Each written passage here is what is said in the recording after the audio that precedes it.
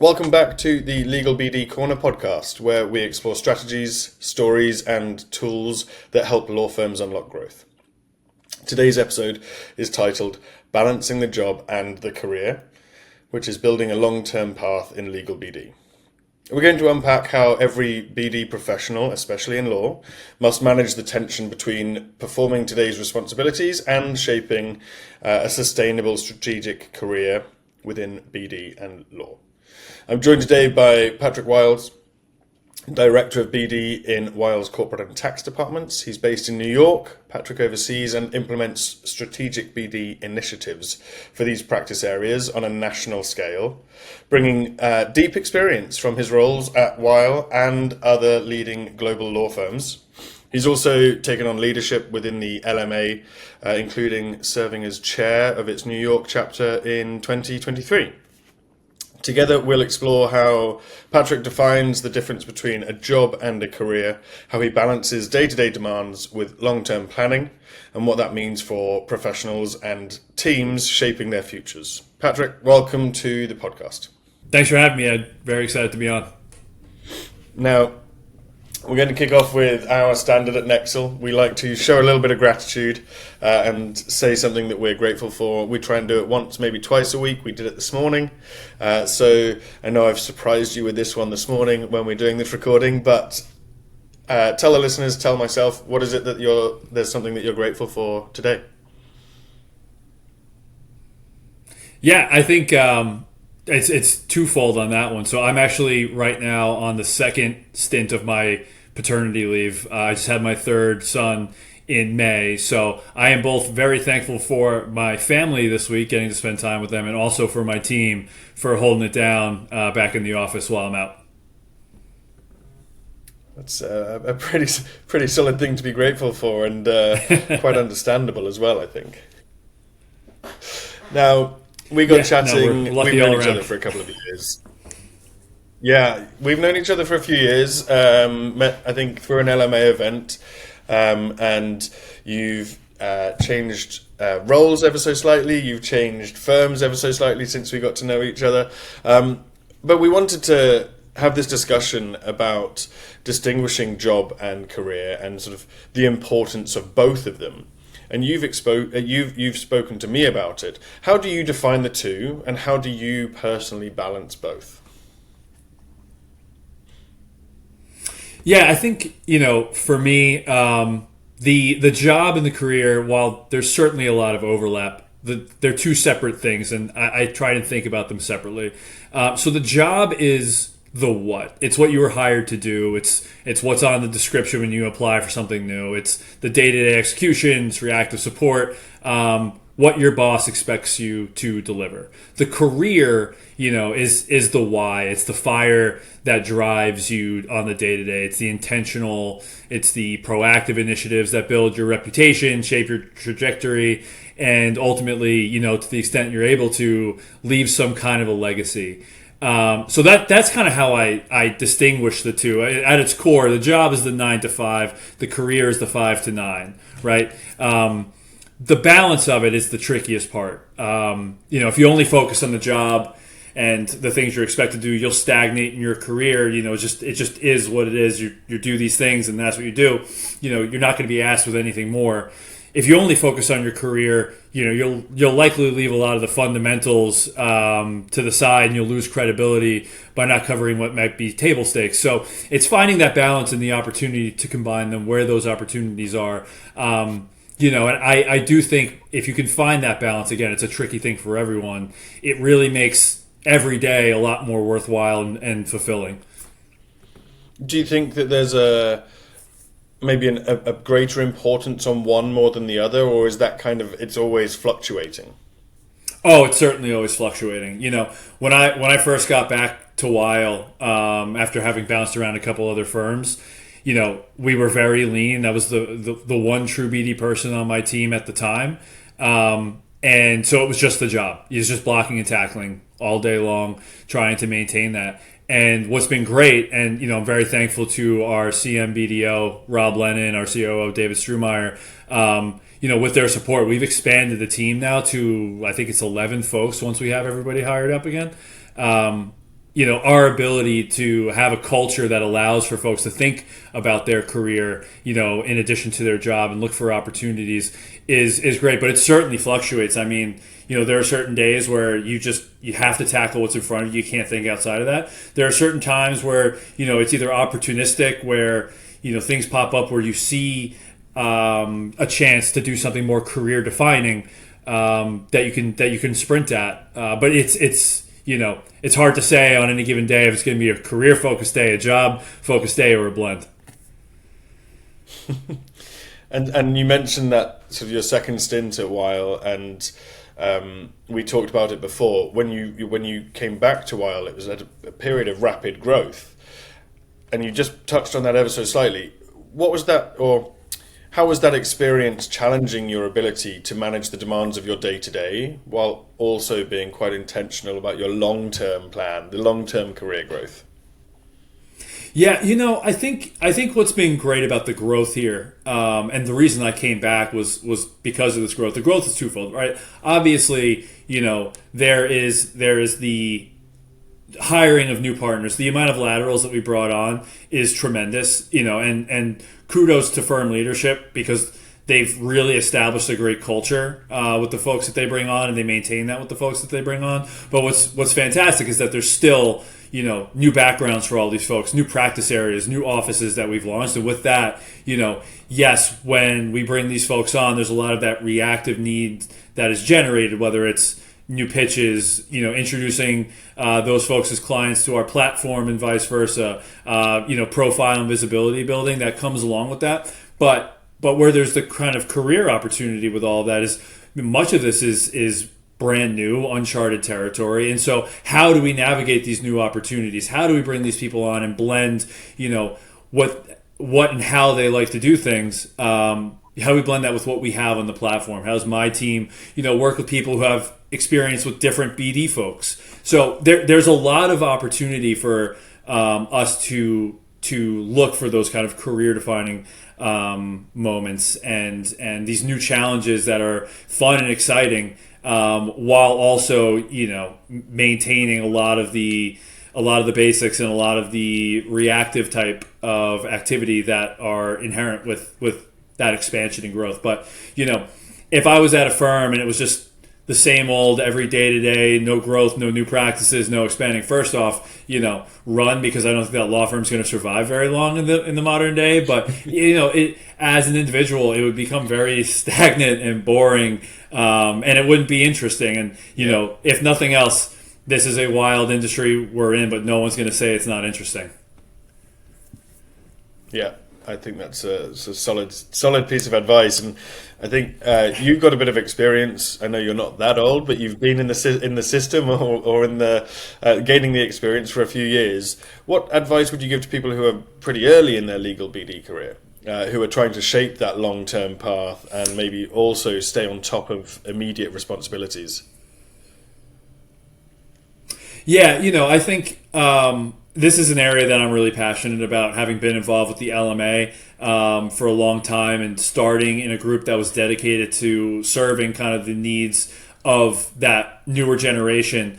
It's been something that I've always been really passionate about, is that area. So the primary advice I would say is don't wait for someone to hand you career opportunities, right? You have to create them, and there's different ways you can do that. It could be problem solving within your own firm, asking why things are done a certain way, or seeing where gaps are and looking for opportunities in which you can fill those, whether it's a process that needs to be implemented, or there's just maybe some 101 things that you've done from a different firm that you think you could carry over and help improve how things are done at your new firm. The other side I'll say is opportunistic. Say there's a lot of turnover and change in this industry. Say there's a new role that's open on your team, or someone's just left and slack needs to be picked up. Raise your hand for that, right? To be able to show that you can do these new skills or look for these opportunities to kind of add new tools to your toolkit. That's a big way to do it, but they're not necessarily going to be handed or forced upon you. If you want to grow your career, you kind of have to take things into your own hands and pursue it intentionally. Especially for junior folks, I think what's important, as I look at the job and the career, I also look at it as the what and the why. And when you're junior in your career, you just have to figure out the what's, right? Be reliable, be responsive, and high quality work product. That's the foundation. That earns you the trust of whoever your client is, and that could be, partners. That could also be your direct managers. That could be, folks on other teams to whom you're responsible for delivering projects. It could be, marketing, working with business development or communications or PR or whatever it might be. But finding your internal stakeholders and delivering for them. I think, being as resourceful as you can from the earliest days is important. One thing I like to tell my full team, just assume that every project, starts and ends with you. It doesn't necessarily really exist that way. But if you undertake a project with full ownership and assume I have to get this as ready as possible, assuming it might just go straight out to a client or to a partner, whoever the end receiver is, thinking that this needs to be the best it can be at all times is the right mentality, and not thinking, if I get it and it's okay, someone else will pick up the slack. I think that resourcefulness of just seeking out answers and seeking out, how to get this done in the best way possible to its fullest to the extent that I'm able is the best way to do it. Then you can start asking about the why, right? Suggesting new initiatives, trend tracking, all of these different things that kind of help you go to the next level, and understanding the larger picture, can only be done when you have your foundational skills down. With that, I'd say also always feel free to ask questions of the people that are more senior to you. I love talking about this stuff. I live and breathe business development. I'm passionate about it. And for folks to say, hey, what are you doing and why are you doing it? I have a 2-year-old right now who's very much in the why stage. So it's not the worst thing to bring that mentality to the office, right? And just ask, why are we doing these? Why are you doing it that way? Because when you ask those questions, you might have input to say, what if we tried this? Or, if it is directly to you, you might understand now, okay, this is why I'm doing it. I'm going to approach my own processes differently, knowing what the bigger picture is, right? And seeing how that interplay works. So those are some of the kind of key things, but resourcefulness and trying to own your projects as much as you can, and then trying to learn how things fit into the bigger picture. Absolutely crucial, I think, to career progression. Yeah, I think you're absolutely spot on. It is a crucial part of it. And you mentioned there working with your team and sort of the development of their careers and their roles, their jobs. How do you think that's influenced the way you think about your own role? Yeah, it's one of those things that I think, like I said, when I got back, I was the one true BD person on my first day. We're now up to 10 or 11 folks covering the department, which is great because we have, upwards of 450 lawyers that we're responsible for. But when we have a team, it's no longer about just the you. It's about, what do we deliver as a group, and then how do we grow individuals? Again, big fan of this industry and want to make, it as successful and important as possible. So it's how do we, shape the careers of the people that are also doing that. What I like to do, and again, I've had great mentors who have, instilled this upon me, but is identify, for my team, what do they like about this job and this career, and let's push them forward, in those areas. Do they really like working on events? Do they really like thinking about a pitch process? Do they really like client targeting? Why do they like those? And then, how can we get them more exposure to that? How can we give them more tools that support those endeavors, to help them be more well-rounded in those things, knowing where they want to be 3-5 years from now, and how can we, put them in a position to get there? Maybe it's reach products or reach projects. Maybe it's, adding new things to the toolkit they might not know that they need, right? The more you move up, the more you have responsibility beneath you, and you kind of have to have an understanding of all of those different things. So getting them exposure to as much as possible, while still being there, as a director, to be a safety net for the team members that I have. It's allowing them to push themselves and try new things without letting them fail too hard. Sometimes you have to let them fail a little bit, but I never want our team, to really have any issues. So that's, the balance that I try and strike. I try and, show them this my own way. I can be better at it, but I think that's, career growth is top of mind for me, for my team at all times.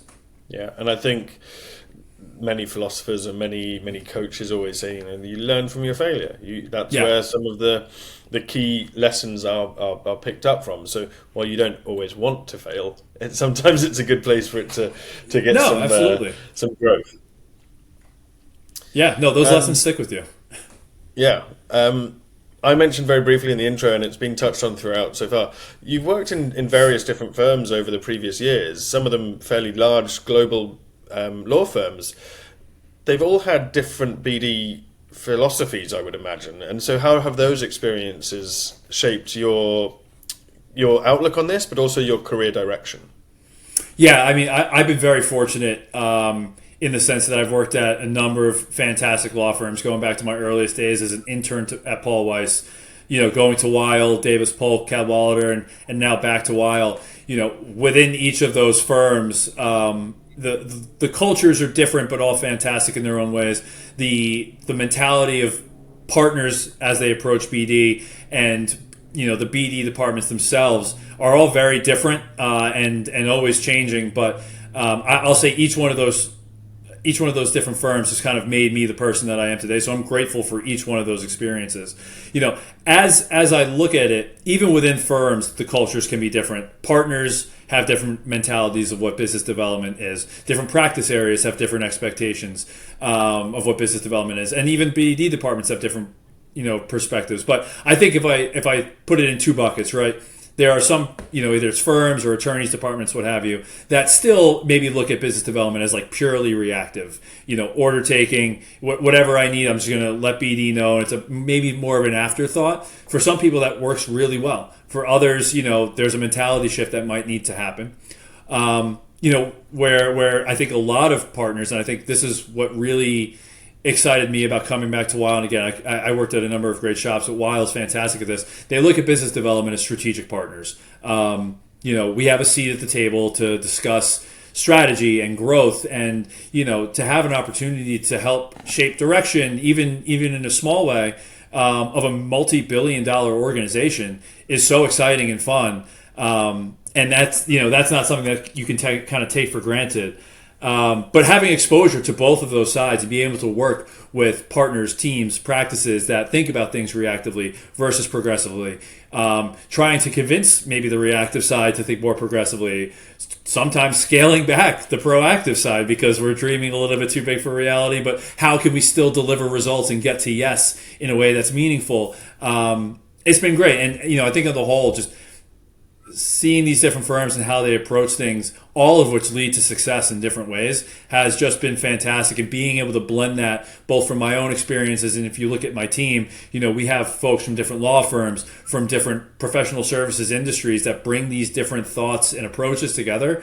I think that's been great for me. I never go into any situation thinking I know it. My decision is the only way to do things. Like not at all. I very much look at things democratically and try and see, okay, how can we do this the best based on the pieces that we have, the experiences that I've had, the personnel, and more importantly, who's our client on the end of this? What is their perspective, their expectation, and their reaction going to be? So, working across different law firms with practices, lawyers, attorneys, teams of my own, every situation is different, but having seen so many situations, it's helpful to have that experience. Yeah, I think it's almost like priceless to have that experience of working in those different roles, different firms. A bit of a curveball question. When you're working in this position, and let's say and the CMO changes or COO, and sort of the direction ever so slightly changes in the firm, how does that affect the short-term career, long-term career, job part of it as well? Like, obviously there's a change, and so do you carry on regardless, or do you kind of pause, check yourself, and then reassess? I mean, fortunately, I've been lucky to have fantastic top leadership for business development, so I haven't had to go through one of those changes. But certainly there are big shifts that I've seen, in my careers, whether it's I'll say top level partners, managing partner changes, and those things. I think what's important is on the the firm side, my team side.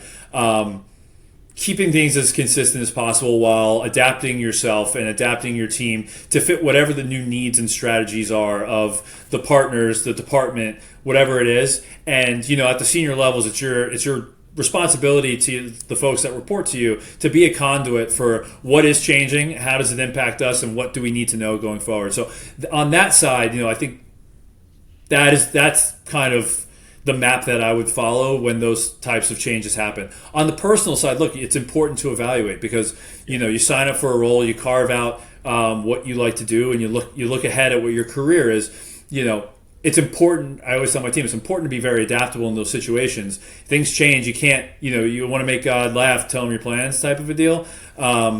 You can't think that anything is going to be set in stone. This industry, with it in particular being so ever changing, but. I think it's always good. I like to self-assess myself all the time. At the beginning of every year and at every mid-year point, I like to take a step back and say, okay, what have I done? Where do I need to grow? Where do I need to improve? Is this the right situation?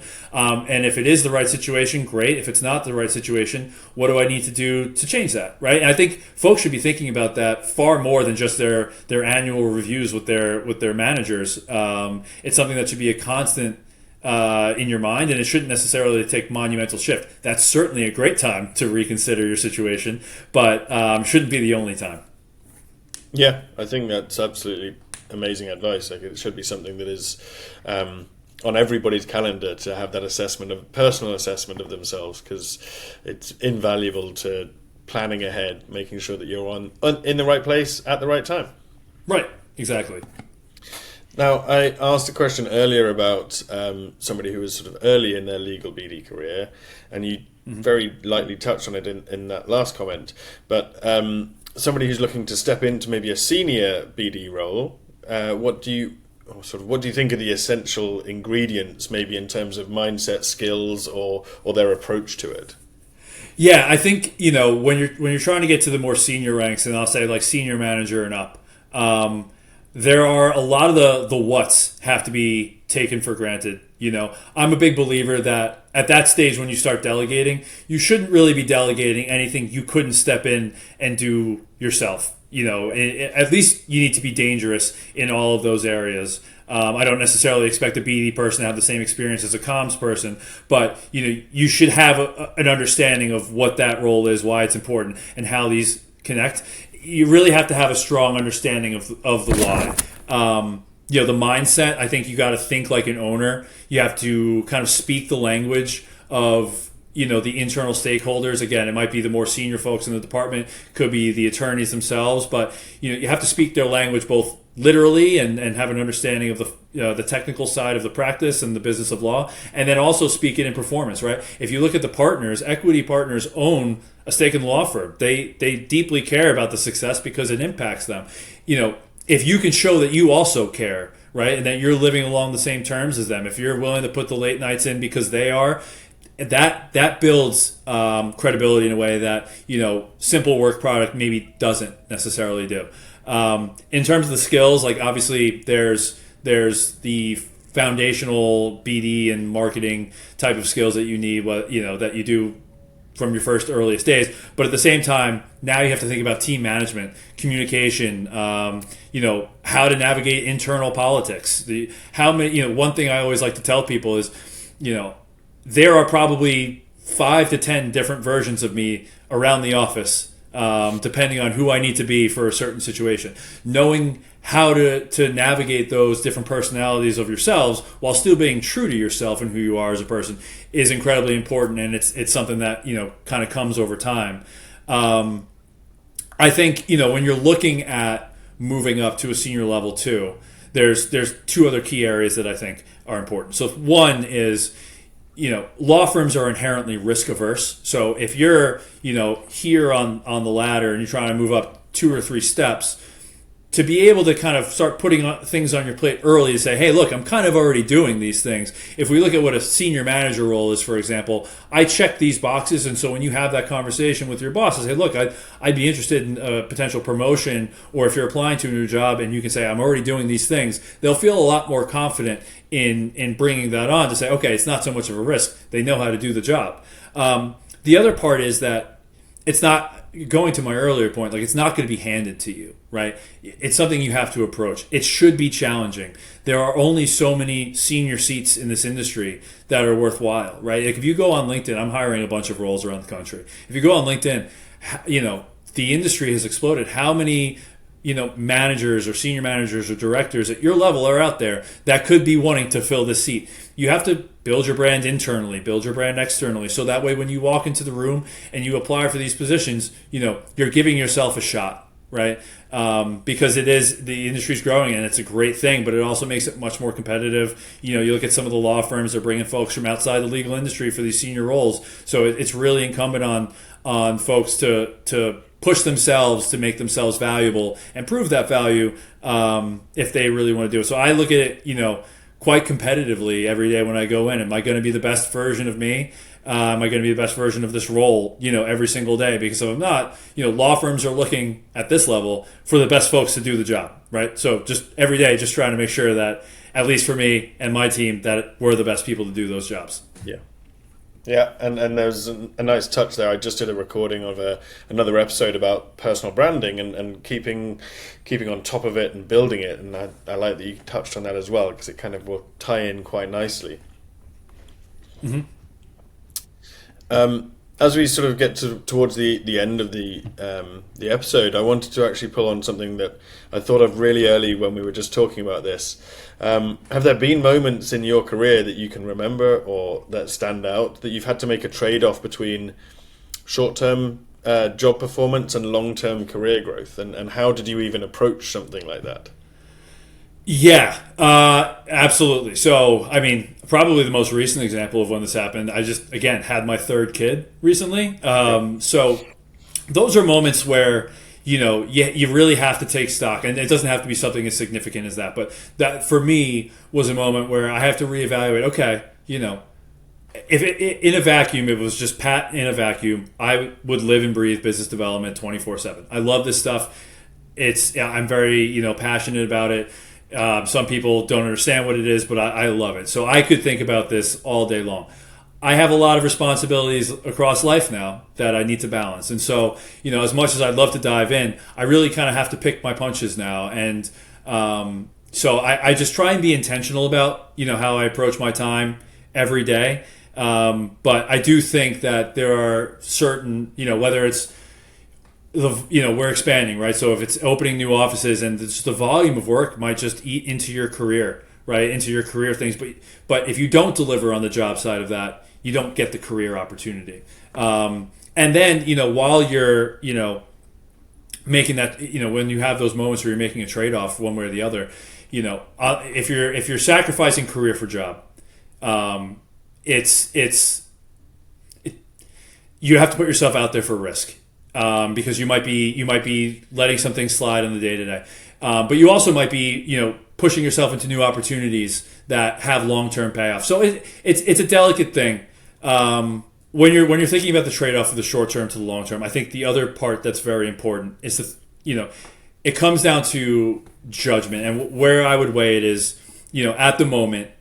You might be faced with, do I go career side or job side? What's going to make the bigger impact for you, your firm, your personal life, your career in 6 months' time, in 12 months' time? We look at this in the micro of the day to day, right? If you have two competing requests, both of which are urgent, and you can only balance one, we try and always do everything, but you can only do one in this situation. What's going to have the bigger impact on the firm that day, right? So I think it's taking stock of what is all on your plate, and prioritizing, right? Like this, okay, I do need to spend time with my family, so I do need to be home to see my kids at some point. At the same time, I'm in the office 4 days a week, so I'm not going to be fully remote like some other jobs would do, but I enjoy my job. So balancing all those things, there's no right answer on how to do it.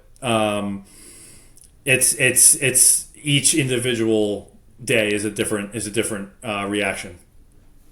Yep, I think the balance is everybody struggles with it, and everybody would love to try and find the perfect balance at all times. But it's kind of like we said right at the beginning, it fluctuates, right? Everything fluctuates a little bit like that.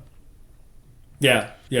I mean, if I think about my earlier career, when I was just like, I didn't even think about career at the time. It was just job because I didn't understand career. Those days I look back on, and just little things that you do could actually turn into career opportunities if you stay focused on one. And certain things that I focused on and just like these are career things have now shifted into my day-to-day job. So, it's not always sacrificing. There are certain things that you might be heads down one way or the other, but it does all, hopefully tie together if you're doing things right. Yeah. Some solid advice. Pat, thank you so much for sharing your perspective and experience. Your insights really highlight that balancing the demands of the job with a bigger vision for your career is something that I think every BD professional grapples with, but also needs to look into. And that I think a big message is be intentional with both if you can. It makes all the difference. Yeah, I absolutely agree. I mean, the Venn diagram, there's a lot of overlap. It's not exclusive, but the more that you can start to blend them, the more that you can find passion in the job and function in the career. I think, long-term prospects are great when you can do that. And I think for the listeners, take a moment, think about where you are right now. Are you focused only on today's tasks, or are you also carving out space for long-term growth? Because even the little steps like building new skills, maybe seeking mentorship, and reflecting on, like we said, having that plan at the beginning of the year. Where are you now? Where do you need to get to? These can help align the job and the career. That's right. And don't be too rigid. Like I said, adaptability is so important. Write things down, but don't be afraid to change it up. Just hold yourself accountable. Keep the path steady. And I think that will set people up for success. Brilliant advice, Pat. Thank you so much for agreeing to this and spending some time digging into this a little bit more with me. It's been an absolute pleasure. Thanks for having me, Ed. I had a great time. Until next time, we'll come back with another episode of the Legal BD Corner soon. Thank you.